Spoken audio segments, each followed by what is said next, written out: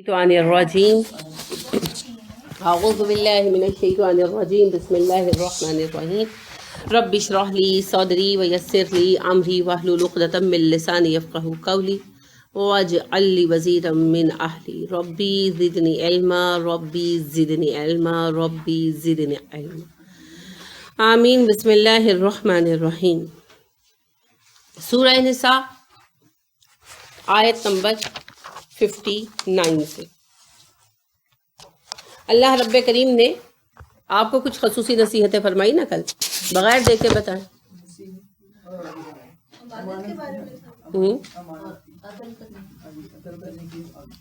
دو چیزوں کی وصیت کی، امانت کی ادائیگی اور عدل. اب اگر اب غور فرمائیں، کیونکہ اللہ رب کریم نے کہا نا کہ جہنم میں جائیں گے کون لوگ؟ جو دو چیزوں کا شکار ہوں گے، جبت اور طاغوت. اور جبت اور طاغوت کے اپوزٹ جنت میں وہ لوگ جائیں گے جن میں دو خصوصیات ہوں گی، امانت اور عدل. تو پھر یہ دونوں میں جامعیت ہونی چاہیے نا، جیسے جبت اور طاغوت میں جامعیت ہے. طاغوت ہر اس چیز کو اپنے اندر کنفائن کر لیتی ہے جو اللہ کے دین کو چھوڑ کر بنائی گئی ہو، اور جبت ہر اس چیز کو لپیٹ لیتا ہے جو اللہ کے دین کو بدل کر بنایا گیا. ڈفرنس یاد ہے نا؟ طاغوت دین سے سرکشی کا نام ہے، اور جبت دین کے اندر رہ کر اپنی منمانی کرنے کے لیے چور راستے بنانے کا نام. تو پھر اس میں سارا کچھ آ گیا نا، جبت اور طاغوت میں اوورآل سب کچھ آ گیا. اسی طرح امانت اور عدل، ان میں سب کچھ آ جاتا. اچھا، امانت کی پہلی ادائیگی کیا ہے؟ سب سے پہلی کون سی امانت ہے جو آپ نے ادا کرنی؟ نماز پڑھنی. نماز امانت نہیں ہے؟ امانت ہے نا، اس کو روز ادا کرنا ہے. اب اس کے ساتھ عدل بھی چاہیے. کیا ہے عدل؟ تعدیل ارکان. عدل سے ہی تو ہے ارکان کا، عدل کا حق ادا کرنا. وقت پہ پڑھنا، سارا کچھ اس میں آ گیا. تعدیل ارکان میں سب کچھ ہے نا، وقت پہ پڑھنا، وضو صحیح کرنا، سجدہ رکوع صحیح کرنا، توجہ سے پڑھنا. تو پھر ایسی نماز جس میں امانت اور عدل ہوگا، کیسی نماز ہوگی؟ اعلیٰ ہے نا. اب چلتے چلے جائیں، وقت پر کھانا بنے، کیونکہ امانت ہے نا. شوہر آئے تو آپ کی طرف امانت ہے. اصل میں ہمارے جتنے بھی فرائض ہیں وہ امانت ہی ہیں. کہ بچے گھر آئیں تو انہیں کھانا ملے، شوہر گھر آئے تو کھانا ملے. شوہر کا فرض ہے کہ وہ رزق حلال کما کے لائے. بچوں کی طرف امانت ہے وہ ماں باپ کی اطاعت کرے. ماں باپ کی طرف امانت ہے بچوں کی خیر خواہی کرے. پورا نظام ہی اسی پہ چل رہا ہے. آپ کے پاس جتنے فرائض ہیں وہ اصل میں دوسروں کے حقوق ہے. تو دوسروں کا حق آپ کے پاس کیا ہے؟ امانت. تو امانت کیا کریں گے؟ ادا کریں گے. کسے؟ جن کی امانت ہے. تو پوری زندگی سہل نہیں ہو جاتی. اور جب بھی امانت ادا کریں گے تو آپ اس میں بھی عدل کا خیال رکھیں گے، اور زندگی کے سارے معاملات میں عدل ہوگا. ایک تو عدالتی عدل ہے، وہ تو ہونا ہی ہے. عدالتی عدل تو ہونا ہی ہے. اس کے علاوہ معاشرے میں بھی عدل اور معیشت میں بھی عدل. سب کو مساوی مواقع حاصل ہوں. مساوی مواقع ایسے نہیں ہوتے کہ میرے پاس 1 کروڑ ہے روپیہ فرض کریں تو آپ کے پاس بھی 1 کروڑ ہو. یہ مساوی مواقع نہیں ہوتا. مساوی مواقع یہ ہیں کہ جتنی میری اہلیت ہے، قابلیت ہے، کیلیبر ہے، اس کے مطابق مجھے کام کرنے کا موقع ملے، اور جتنا آپ کا کیلیبر ہے اتنا آپ کو کام کرنے کا موقع ملے. اگر آپ پی ایچ ڈی ہیں تو آپ کو اس کے مطابق جاب ملے، اور میں اگر میٹرک فیل ہوں تو اوبویسلی مجھے پی این رکھا جائے گا، تو مجھے اس کے مطابق جاب ملے. جس کی جتنی قابلیت ہے اس کو اس لائن میں جاب ملے. یہ تقاضا ہے معاشی عدل کا. اور پھر جو جس لائن میں جانا چاہتا. اچھا، ہم والدین جو ہے نا عدل کے خلاف کرتے ہیں. کیا؟ اپنی مرضی سے بچوں کو کچھ بنا دیتے جو وہ بننا نہیں چاہتے. میرا بچپن کا ایک یعنی آبزرویٹری ایکسپیرینس ہے. ہمارے کزن تھے تو وہ میتھمیٹیشین بننا چاہتے تھے، لیکن ان کے گھر والوں نے زبردستی انہیں میڈیکل میں ڈال دیا. اور he was very intelligent and very good in maths. تو میں نے پرسنلی ان سے میتھ سیکھا، اور ضرب چلی پائی جو مجھے کوئی نہیں سکھا پایا وہ بھی انہوں نے مجھے سکھا دی، کیونکہ میں میتھ میں ویک تھی تو انہوں نے مجھے وہ بھی سکھا دی. تو بہت اچھا تھا اس بندے کا میتھ، لیکن گھر والوں نے ان کو جو ہے ڈال دیا میڈیکل میں. تو وہ فرسٹ ایئر میں 3 سال فیل ہوتے تھے. میری ان کی پہلی ملاقات جب ہوئی، وہ کراچی سے آئے تھے، تو میں میٹرک میں تھی اور میں ایف اے کر کے فارغ ہو گئی اور وہ اسٹل فرسٹ ایئر میں تھے، کیونکہ وہ کہتے تھے مجھ سے پڑھا ہی نہیں جاتا. اب یا تو وہ جان چھڑانے کے لیے کر رہے تھے یا واقعی وہ نہیں گین کر پا رہے تھے. تو دیکھیں یہ معاشی مساوات کا ایک اصول ہے، معاشی عدل کا ایک اصول ہے کہ جو جس لائن میں اپنی جگہ بنانا چاہتا ہو اسے اس کی اجازت ہے، الا یہ کہ وہ لائن حرام ہو. ٹھیک ہے، یعنی اگر کوئی سود کا کاروبار کرنا چاہتا ہے تو حکومت روکے گی، والدین بھی روکیں گے، لیکن جیسے فرض کریں نہیں والدین اب جبر سے تو نہیں روک سکتے، بیڑیاں تو نہیں ڈال سکتے، حکومت ڈال سکتی ہے، حکومت روکے گی. اسی طرح حکومت فلم کا کاروبار بند کر سکتی ہے. ٹھیک ہے، اسی طرح سے یہ جو ہے پرنٹ میڈیا کا کاروبار اس کو ریسٹرکٹ کر سکتی ہے. بند کرنے کی ضرورت نہیں ہوتی، ہر چیز میں فائدہ ہے. جیسے آپ کا الیکٹرانک میڈیا کتنا فائدہ ہے، اب آپ یہی دیکھ لیں جو ہم نے ایک چھوٹا سا سسٹم بنایا ہوا کتنا فائدہ ہے. اب اس دن جو لوگ ایبسنٹ تھے، ہم نے ایلا کے جو سمجھے احکام اور قسم کا کچھ ہم نے کفالہ وغیرہ سمجھا، اور آپ کا ٹیسٹ تھا، تو جو لوگ ایبسنٹ تھے تو جب اپلوڈ کر دیا آپ کی ایک کلاس فیلو نے، تو کتنا زیادہ آپ کو بینیفٹ ہوا. یہ ہے الیکٹرانک میڈیا. یہ سب رحمتوں کے ذرائع، کیونکہ دنیا بہت مصروف ہو گئی ہے، آبادی بھی بہت بڑھ گئی ہے. تو ان ساری صورتوں میں الیکٹرانک میڈیا ہمیں فائدہ دیتا ہے. کچھ صورتوں میں پرنٹ میڈیا بھی فائدہ دیتا ہے. اب ان کیا استعمال ہے، چاہے اچھا کریں چاہے برا کریں، تو جتنے نقصان دہ استعمالات ہیں ان پر حکومت پابندی لگا سکتی ہے. درست؟ تو کیا سمجھے آپ کہ معاشی مساوات میں یا معاشی عدل میں ایک تو ہر کسی کو اپنی صلاحیت کے مطابق کام کرنے کا حق برابر ملنا چاہیے، اور دوسرا جس لائن میں جو جانا چاہے اسے اس میں جانے کی اجازت ہونی چاہیے، سوائے اس کے کہ وہ اللہ کی حدود کے اگینسٹ ہو. باقی کوئی پابندی نہیں. تو معاشی مساوات سے مراد سارے مخلوق کا ایک لیول پر آ جانا نہیں. دنیا نے اس کے لیے بہت کوششیں کی. سوشلزم آیا روس کا سوشلزم، کچھ یاد ہے؟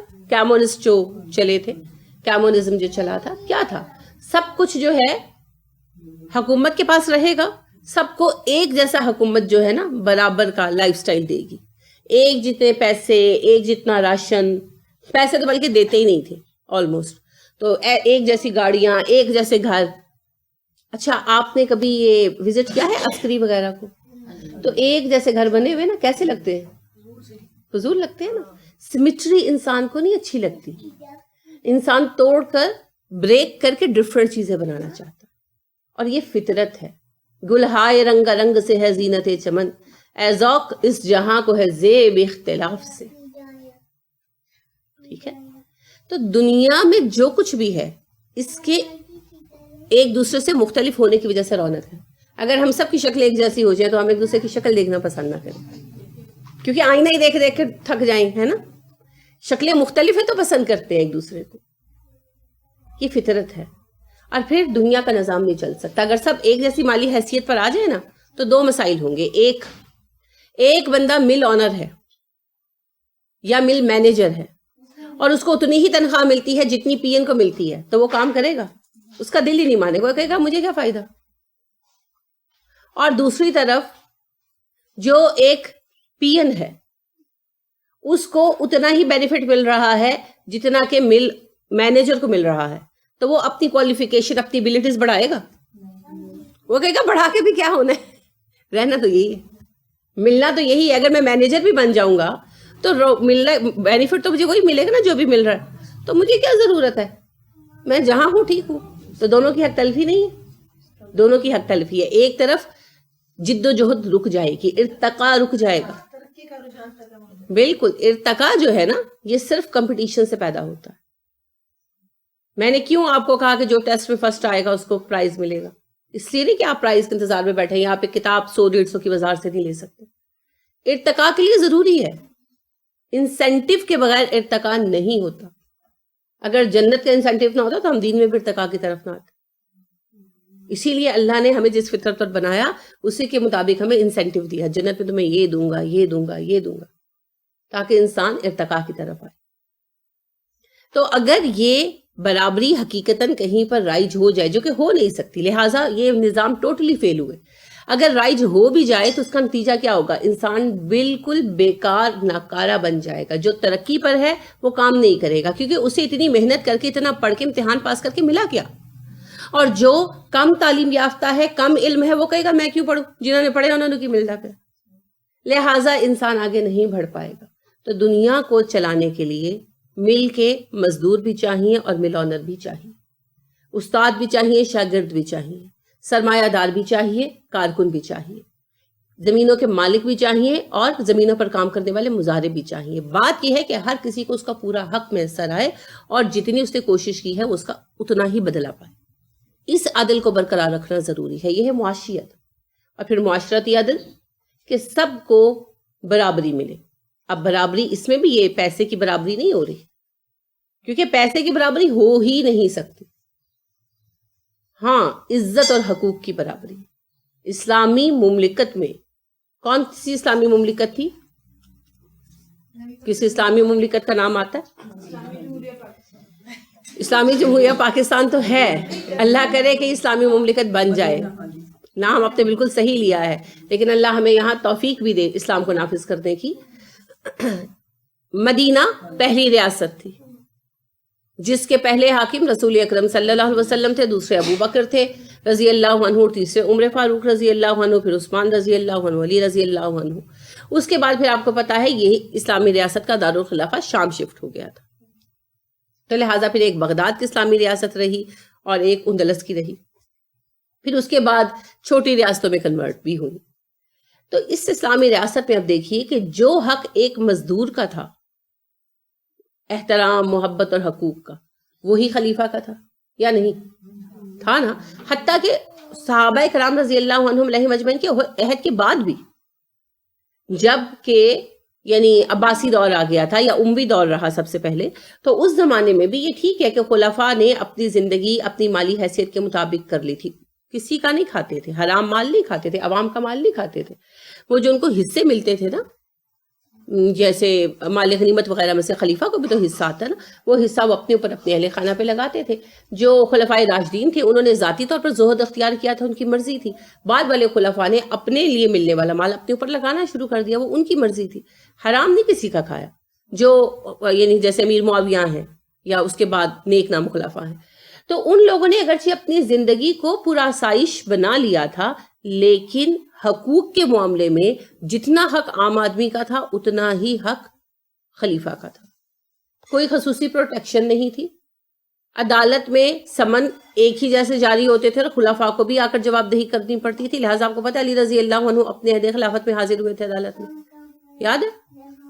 ایک یہودی نے آپ کی زرہ چوری کر لی اور علی رضی اللہ عنہ نے کیس دائر کیا کہ یہ زرہ میری ہے.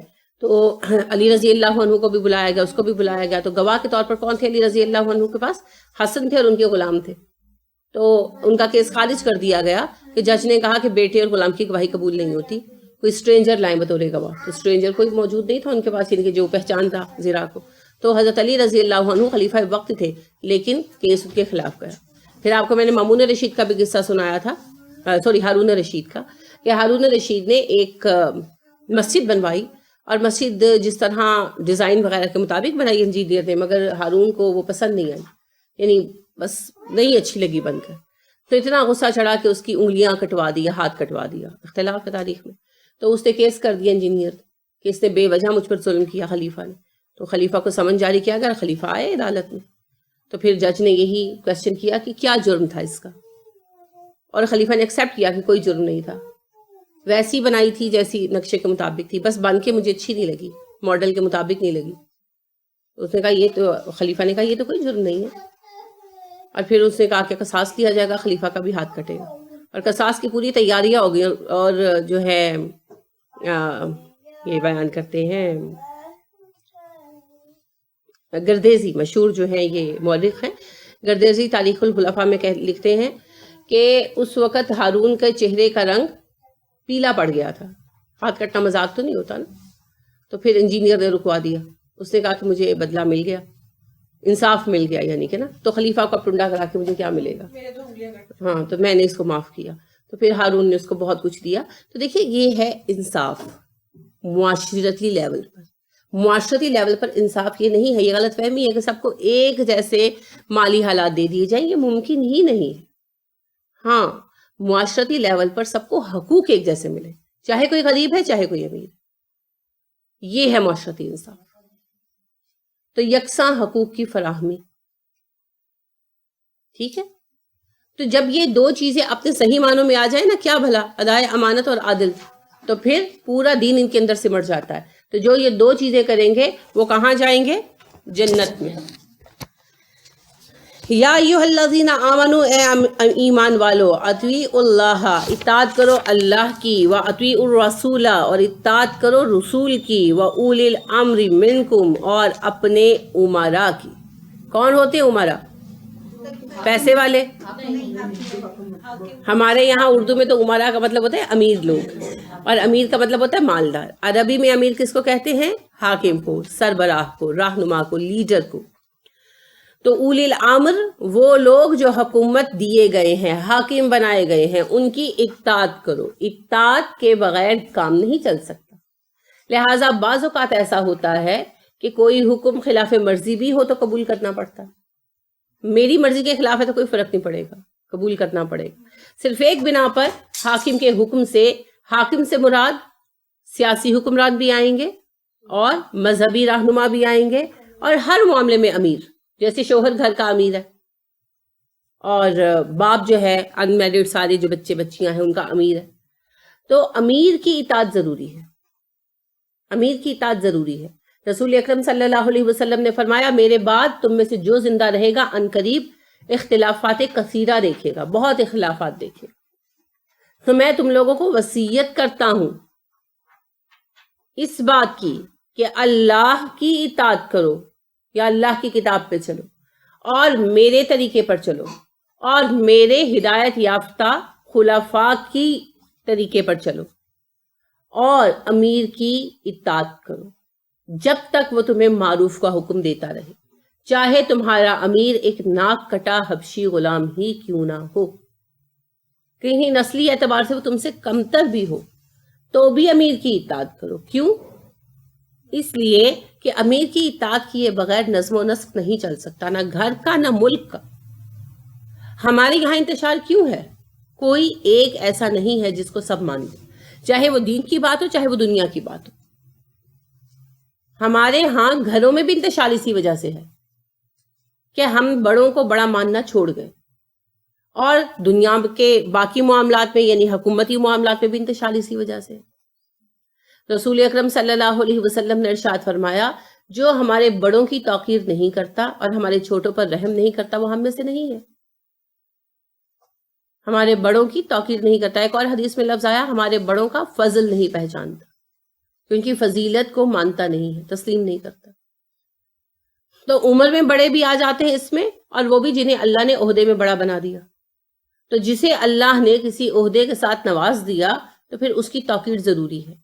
آپ کو اس سے اختلاف ہے تو اختلاف کو عمدہ طریقے سے پیش کریں۔ یہ جو ہم مذاق اڑاتے ہیں نا سیاست دانوں کا، ٹی وی پر بھی ہو رہا ہے، نیٹ پر بھی ہو رہا ہے، یہ بھی غلط ہے۔ کیونکہ ایک تو یاد رکھیں، مومن کسی کا تمسخر اڑانے والا نہیں نہ ہوتا، سورہ نور میں باقاعدہ احکام ہے نا۔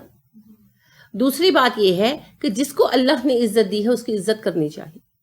اب رہ گئی یہ بات کہ وہ غلط کر رہے ہیں، بالکل غلط کر رہے ہیں، ان کی غلطیاں انڈیکیٹ کریں، کیس بھی چلائیں، سب کچھ کریں، لیکن مذاق مت اڑائیں، گھٹیا طریقے سے مذاق مت اڑائیں، اس کا حق نہیں، کیونکہ مومن تمسخر کرنے والا نہیں ہوتا۔ جب ہم ایسا کرتے تو ہمارے ایمان کا لیول بہت نیچے آ جاتا، تو اس سے پرہیز ہمیشہ رکھنا چاہیے۔ تو جو تمہارے مابین اولی الامر ہوں ان کی اطاعت کرو۔ اب اللہ اور رسول صلی اللہ علیہ وسلم کی اطاعت آپ جانتے ہیں، قرآن پر عمل کرنا، اور اطاعت رسول ہم کیسے کریں گے؟ سنت پر عمل کر کے، آپ صلی اللہ علیہ وسلم کے احکامات پر عمل کر کے۔ آپ کے احکامات، آپ کی احادیث آج بھی بائنڈنگ اپون ہیں کہ نہیں؟ ہمارے اوپر آج بھی فرض ہے ان پر عمل کرنا کہ نہیں؟ دین دو چیزوں کا نام ہے، کیا ہے وہ دو چیزیں؟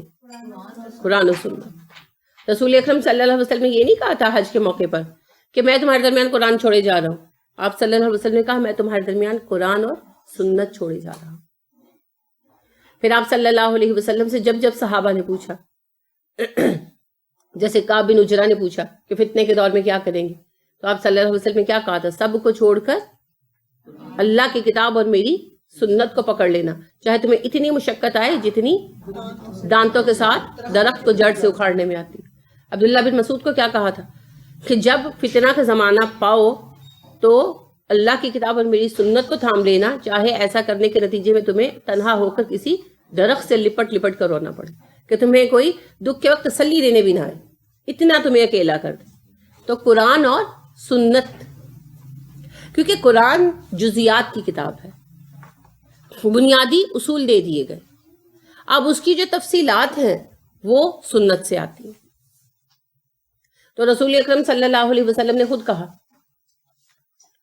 ایک وقت آئے گا کہ تم دیکھو گے بھرے پیٹ کا آدمی تکیوں سے ٹیک لگائے متکبرانہ بیٹھا ہے اور کہتا ہے ہم صرف قرآن کو مانتے ہیں، ہمیں اور کچھ نہیں چاہیے، لیکن میں تمہیں کہتا ہوں کہ اللہ نے گدھے کا گوشت حرام کر دیا۔ قرآن میں تو نہیں پڑھا آپ نے، پھر گدھا کیوں نہیں کھاتے؟ کیونکہ سنت میں آیا، حدیث میں آیا، اور حدیث قرآن ہی کی تشریح کا نام ہے۔ آپ قرآن میں آپ بار بار پڑھ چکے خون حرام ہے، رسول اکرم صلی اللہ علیہ وسلم نے کہا 2 خون ہم پر حلال کر دیے گئے، کون کون سے؟ کلیجی اور ٹلی۔ مردار حرام ہے، آپ صلی اللہ علیہ وسلم نے فرمایا 2 مردار ہم پر حلال کر دیے گئے، بتائیں؟ مچھلی اور ٹڈی۔ ٹھیک ہے، اب اس پر کوئی کتنا بھی ناک بھون چڑھائے، سمندر کی کوئی بھی چیز جو ہے وہ مردار بھی ہو تو حلال ہے۔ اور ایک بار صحابہ جو ہے ایک غزوے پر گئے تو سامان نہیں تھا، 150 کے قریب لوگ تھے، تو بھوک سے شدت سے برا حال ہو گیا۔ ابو عبیدہ جو ہے لیڈر تھے، تو وہ کہتے ہیں کہ دعا کی میں نے کہ اللہ جی کچھ رستہ نکالے۔ تو صبح ہم نے دریا کے کنارے ایک بڑی مچھلی مری پڑی پائی، تو اس سے جو ہے نا پھر وہ کھاتے رہے 10 دن مزید، یعنی وہاں اسٹے تھا تو وہ کھاتے رہے، اتنی بڑی مچھلی تھی۔ وہ کہتے ہیں اتنی بڑی تھی کہ جب اس کی ہم نے وہ 2 ہڈیاں جو جوڑ کے رکھی نا تو ان کے نیچے سے سوار اپنے گھوڑے سمیت گزر سکتا تھا، بہت بڑی تھی۔ تو کچھ پارچے وہ اپنے ساتھ ڈرائی کر کے نا باقی مچھلی کے تو لے آئے رستے میں کھانے کے لیے۔ تو جب رسول اکرم صلی اللہ علیہ وسلم کی خدمت میں مدینہ پہنچی اور ساری بات بتائی تو آپ صلی اللہ علیہ وسلم نے کہا ساری مچھلی کھا گئی کہ کچھ ہے؟ تو انہوں نے کہا کہ جی ہمارے پاس چند پیسز ہیں۔ تو آپ نے کہا ہم لوگوں کو بھی کھلاؤ نا، یہ تو اللہ کا فضل تھا۔ تو لہٰذا آپ صلی اللہ علیہ وسلم اور صحابہ نے اس میں سے تھوڑا تھوڑا کھایا۔ تو اب اگر کوئی یہ کہے کہ قرآن میں آتا ہے مردار حرام ہے، بے شک حرام ہے، لیکن اس کی تشریح میں رسول اکرم صلی اللہ علیہ وسلم کی حدیث موجود ہے کہ 2 چیزیں مردار بھی حلال ہیں، ٹڈی اور مچھلی۔ اور اب ٹڈی کا سن کر تو ویسے ہی موڈ آف ہو جاتے ہیں لوگوں کے، لیکن جو چیز حلال ہے حلال ہے، میری پسند اور ناپسند سے کوئی فرق نہیں پڑے گا۔ ٹھیک ہو گیا؟ تو رسول اکرم صلی اللہ علیہ وسلم کی اطاعت کرنی ہی ہوگی۔ جیسے آج کہتے ہیں نا، ایون کہ آپ دیکھیں کہ داڑھی کے متعلق کہ یہ کون سی فرض ہے، تو رسول اکرم صلی اللہ علیہ وسلم کے کیے ہوئے کام فرض ہی ہے۔ آپ صلی اللہ علیہ وسلم کا لائحہ زندگی ہم پر فرض ہے۔ اللہ رب العزت نے کیا ارشاد فرمایا؟ لقد اطیعوا اللہ و اطیعوا الرسول، تو آپ پڑھ رہے ہیں، بالکل مزید تشریح میں جائے نا، لقد کان لکم فی رسول اللہ اسوۃ حسنہ۔ تمہارا رول ماڈل کون ہے؟ اسوہ حسنہ کس کا؟ نبی کا۔ تو رسول اکرم صلی اللہ علیہ وسلم کے پیچھے چلے بغیر گزارا ہی نہیں ہے نا۔ اسی لیے ابن مسعود رضی اللہ عنہ نے حج کے موقع پر ایک صاحب کو دیکھا، سلا والا لباس پہن کر حج کر رہے تھے، بطور احرام پہنا ہوا تھا۔ انہوں نے ان کو روکا اور کہا کہ حج کے لیے احرام انسلا ہوتا ہے مردوں کا۔ وہ کہنے لگے کہ ابن مسعود آپ بہت بڑا درجہ رکھتے ہیں، مگر اس کا مطلب یہ نہیں کہ آپ جو چاہیں کہیں، دکھائیں مجھے قرآن میں کہاں لکھا ہے۔ ابن مسعود رضی اللہ عنہ نے کہا میرے بھائی کیا آپ نے قرآن میں آیت پڑھی ہے لقد کان لکم فی رسول اللہ اسوۃ حسنہ؟ کہا یہ آیت تو پڑھی ہے۔ تو ان کا پھر مجھ سے سنو، رسول اکرم صلی اللہ علیہ وسلم کو میں نے دیکھا آپ انسلا لباس پہن کر حج کر رہے تھے، اور آپ صلی اللہ علیہ وسلم نے اپنے صحابہ کو بھی انسلا لباس پہننے کا حکم دیا۔ آپ کو پتہ ہے نا 2 چادریں ہوتی ہیں، تو آپ صلی اللہ علیہ وسلم نے اس کا حکم دیا۔ تو پھر کہاں سے آیا یہ حکم؟ حدیث سے آیا۔ تو اگر آپ حدیث کو چھوڑ دیں نا تو کیا ہوگا؟ نماز کا ہی نہیں پتا چلے گا، روزے کا ہی نہیں پتا چلے گا، زکوٰۃ کتنی نکالنی ہے، کیسے دینی ہے، کچھ پتا نہیں چلے گا، سب گڑبڑ ہو جائے گی۔ کیونکہ قرآن نے احکام بیان کی، تفصیلات رسول اکرم صلی اللہ علیہ وسلم نے بیان کی۔ آپ نے کبھی کنسٹرکشن کرائی ہے زندگی میں؟ ماشاءاللہ. تو آپ کو ایک جو ہے وہ ڈرائنگ بنا کر دے دی جاتی ہے, ٹھیک ہے, اب وہ آپ کو سمجھ آتی ہے؟ بہت تھوڑی سی سمجھ آتی ہے نا, کہیں سمجھ آتی کہیں نہیں آتی. اس میں بہت ساری باریکیاں ہوتی ہیں, ہے نا, ساتھ چھوٹے چھوٹے نمبرز لکھے ہوتے ہیں, وہ ہمیں بالکل سمجھ نہیں آتی. اتنا تو سمجھ آتا ہے ٹھیک ہے یہاں کچن بنے گا, یہاں کمرہ بنے گا, مگر اس کے اندر بہت ساری چیزیں ہوتی ہیں, گلائیاں ہوتی ہیں, کٹائیاں ہوتی ہیں, کونے ہوتے ہیں, وہ ہمیں نہیں پتہ چل رہے ہوتے. تو انجینئر یہ چیزیں کیوں چھوڑ دیتا ہے؟ گھر کا جو نقشہ بناتا ہے اس میں انجینئر یہ چیزیں کیوں چھوڑ دیتا ہے؟ کیونکہ جس وقت آپ گھر بناتے ہیں نا, تو آپ صرف نسخہ لے کر گھر نہیں بناتے, ایک انجینئر بھی ہائر کرتے ہیں نا, آرکیٹیکٹ ہائر کرتے ہیں نا, وہ آرکیٹیکٹ بنواتا ہے گھر. تو وہ پھر ہر چیز کو ساتھ ساتھ جو ہوتے ہیں نا مزدور, ان کو ایکسپلین کرتا ہے کہ یوں کرو یوں کرو. تو آپ کہہ سکتے ہیں کہ جو تمہارا یہ آرکیٹیکٹ باس ہے یہ کہے وہ مت کرنا, بس تمہیں نسخہ دے دیا اس کے اوپر چلو. تو کیا مزدور گھر بنا کے دے دیں گے؟ نہیں بنا سکتے. تو یہ نسخہ جو ہے نا قرآن, یہ وہ نقشہ ہے, اور اس نقشے کی تفصیل بتانے کے لیے اللہ نے نبی بھیجے صلی اللہ علیہ وسلم. تو رسول اکرم صلی اللہ علیہ وسلم نے ایمان کی عمارت کی ساری تفصیلات بتا دی کہ ایسے کروانا ہے, ایسے کونا نکلنا ہے, ایسے ہونا ہے, ایسے ہونا. اب وہ والی تفصیل چھوڑ کر اگر آپ یہ ضد کریں کہ میں تو خالی نقشے پہ گھر بناؤں گی, تو پھر جتنی بھی غلطیاں ہوں گی وہ آپ کی ذاتی غلطی ہوں, اور اللہ ان کو معاف نہیں کرے گا. یا آپ بدعت میں جا پڑیں گے, اور یا پھر آپ دین سے باہر نکل جائیں گے کفر و شرک میں. جی, بلڈنگ بن چکی ہوگی اور بلڈنگ کے نیچے اب دب چکے ہوں گے, یعنی کہ روز قیامت پتہ چلے گا نا, تب کچھ بھی نہیں ہو سکے گا. تو قرآن بنیادی نقشہ ہے, اور اس نقشے کو ایکسپلین کرنے کے لیے جو انجینئر بھیجے گئے وہ رسول اکرم صلی اللہ علیہ وسلم تھے. ہم ان سے بے نیاز ہو ہی نہیں سکتے, ہو ہی نہیں سکتے. تو یہ ہوگی رسول اکرم صلی اللہ علیہ وسلم کی اطاعت. اور اس کے بعد جنہیں اپنا امیر منتخب کرو. امیر خود بخود کوئی نہیں بنتا, لوگ منتخب کرتے ہیں. تو لہٰذا امیر کو منتخب کر لیا, جب تک وہ معروف ہوا حکم دے اس کی بات کا انکار نہیں ہوگا. ہاں کسی بات کی دلیل مانگ سکتے ہیں, جیسے ابو بکر صدیق رضی اللہ عنہ کے پاس جب عمر آئے, غزوہ یہ جو تھا مسیلمہ کذاب کے ساتھ جو جنگ پیش آئی تھی, جنگ یمامہ, جزاک اللہ, جنگ یمامہ. تو جنگ یمامہ کے بعد عمر فاروق رضی اللہ عنہ کی ذمہ داری کیا تھی؟ اعداد و شمار رکھنا, حساب رکھنا سارا رجسٹرز پر.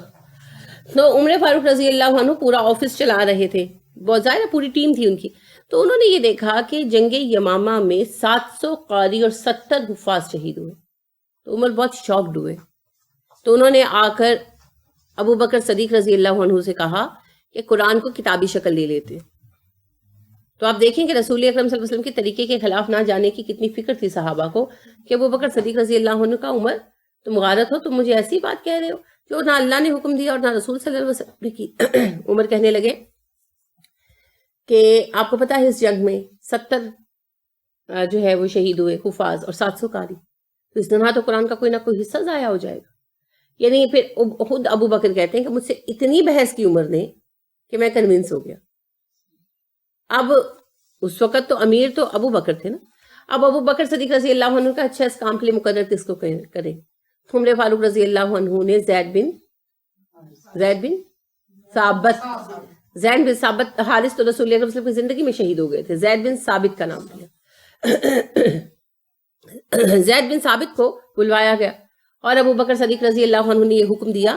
تو زید بن ثابت نے کہا اگر آپ مجھے کہتے نا احد پہاڑ سر پہ اٹھا لو, یا احد پہاڑ کو توڑ کر پتھروں کی شکل میں ایک جگہ سے دوسری جگہ پہنچا دو, مجھے یہ حکم ہلکا لگتا.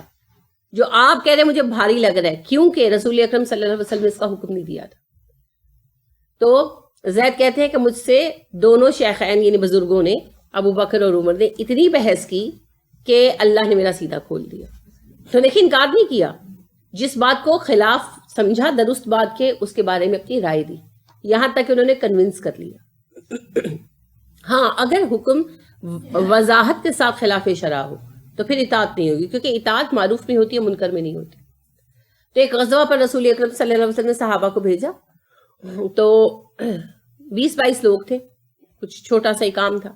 تو واپسی پر ان کے امیر جو تھے بنائے گئے وہ ان سے ناراض ہو گئے, انصاری صحابی تھے, انہیں غصہ آ گیا کسی بات پر. تو انہوں نے کہا کہ یہ لوگ لکڑیاں جلا رہے تھے کھانا وغیرہ بنانے کے لیے, تو انہوں نے کہا کہ یہ آگ جو جلا رہے ہیں تو اس میں کود جاؤ تم لوگ. اب صحابہ میں اختلاف رائے ہو گیا, یعنی کہ کچھ نے کہا کہ امیر کی بات ماننی چاہیے اور کچھ نے کہا کہ یہ بات درست نہیں ہے, ہم نہیں مانیں گے.